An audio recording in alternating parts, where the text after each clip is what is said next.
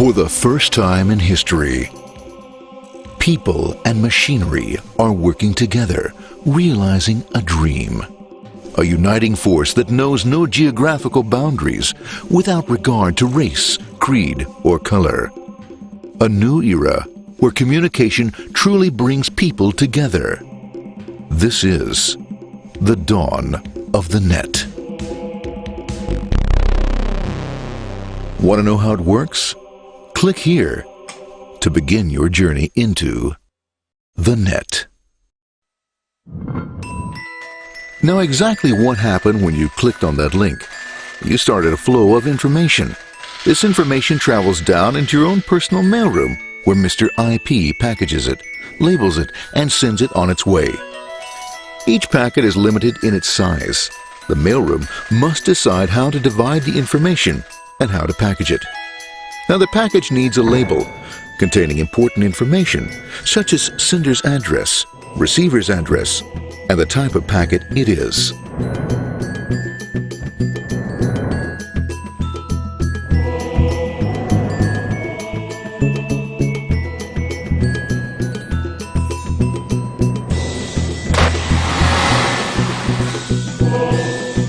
Because this particular packet is going out onto the internet, it also gets an address for the proxy server, which has a special function, as we'll see later. The packet is now launched onto your local area network, or LAN. This network is used to connect all the local computers, routers, printers, etc. for information exchange within the physical walls of the building. The LAN is a pretty uncontrolled place, and unfortunately, accidents can happen.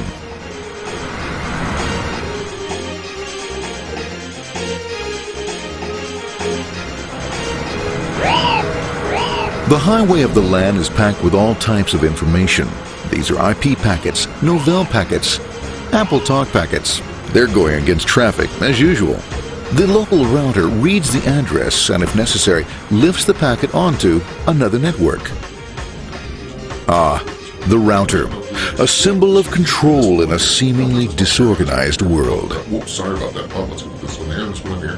This moves here, this one goes here. I don't like this one. Let's go with this one. Let's go here. A little bit left. Let's go with this one here. Another channel here. Let's put that one here. Another one there. Let's put that one here. There he is, systematic, uncaring, methodical, conservative, and sometimes not quite up to speed. Sorry. But at least he is exact, for the most part. That one was there, that one was there, that one was there, and this one was there. Well, another one that was there, that was there. He's behind him, one was still there, that was there, he was there, one was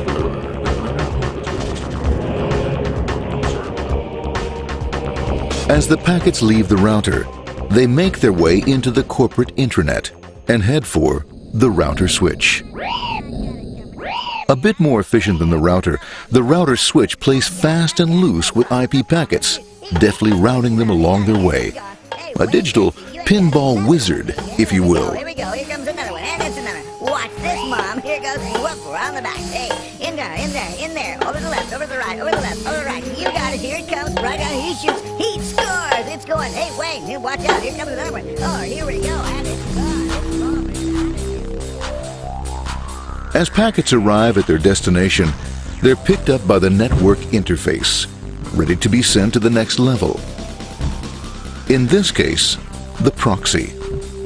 The proxy is used by many companies as sort of a middleman in order to lessen the load on their internet connection, and for security reasons as well.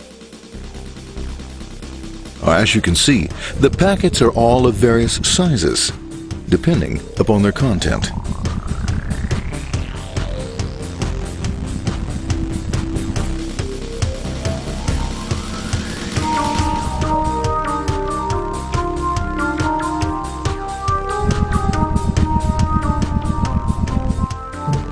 The proxy opens the packet and looks for the web address, or URL. Depending upon whether the address is acceptable, the packet is sent on to the internet.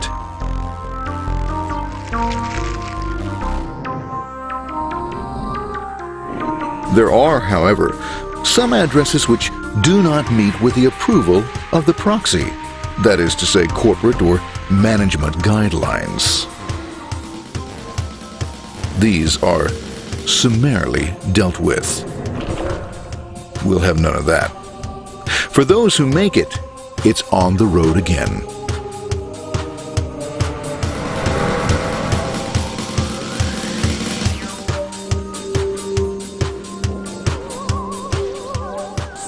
Next up, the firewall. The corporate firewall serves two purposes. It prevents some rather nasty things from the internet from coming into the intranet, and it can also prevent sensitive corporate information from being sent out onto the internet. Once through the firewall, a router picks up the packet and places it onto a much narrower road, or bandwidth, as we say. Obviously, the road is not broad enough to take them all. Now you might wonder what happens to all those packets which don't make it along the way. Well, when Mr. IP doesn't receive an acknowledgement that a packet has been received in due time, he simply sends a replacement packet. We are now ready to enter the world of the Internet. A spider web of interconnected networks which span our entire globe. Here, routers and switches establish links between networks. Now, the net is an entirely different environment than you'll find within the protected walls of your LAN. Out here, it's the Wild West. Plenty of space, plenty of opportunities, plenty of things to explore and places to go. Thanks to very little control and regulation, new ideas find fertile soil to push the envelope of their possibilities. But because of this freedom, certain dangers also lurk. You'll never know when you'll meet the dreaded ping of death. A special version of a normal request ping, which some idiot thought up to mess up unsuspecting hosts. The paths our packets take may be via satellite, telephone lines, wireless, or even transoceanic cable.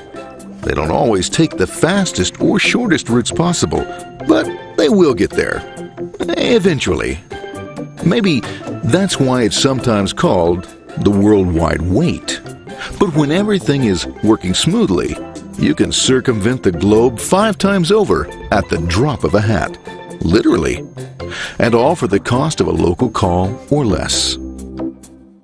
Near the end of our destination, we'll find another firewall. Depending upon your perspective as a data packet, the firewall could be a bastion of security or a dreaded adversary.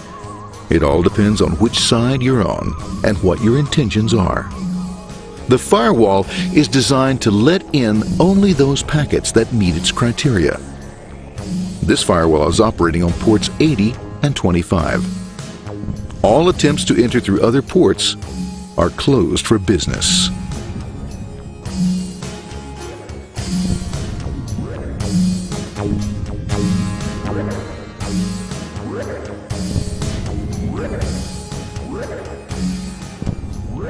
Port 25 is used for mail packets,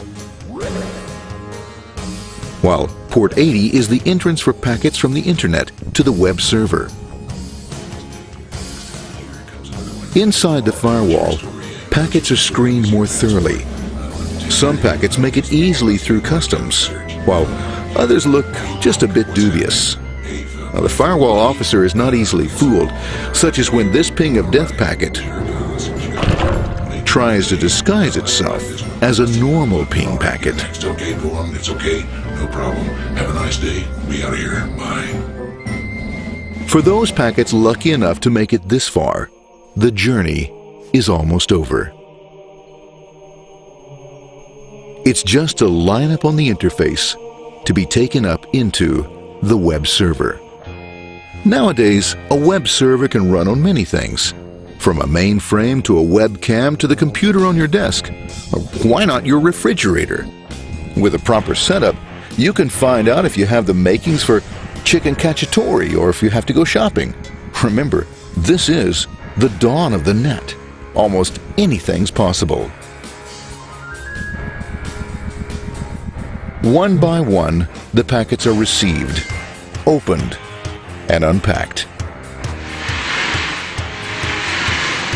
The information they contain, that is, your request for information, is sent on to the web server application.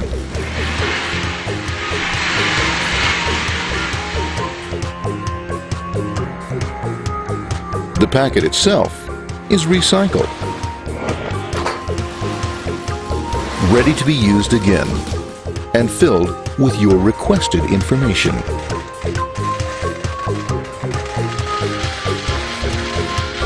Addressed and sent out on its way back to you.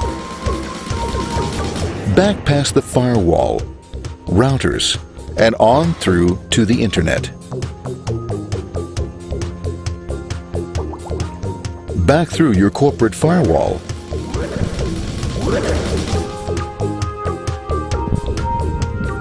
And onto your interface. Ready to supply your web browser with the information you requested. That is, this film.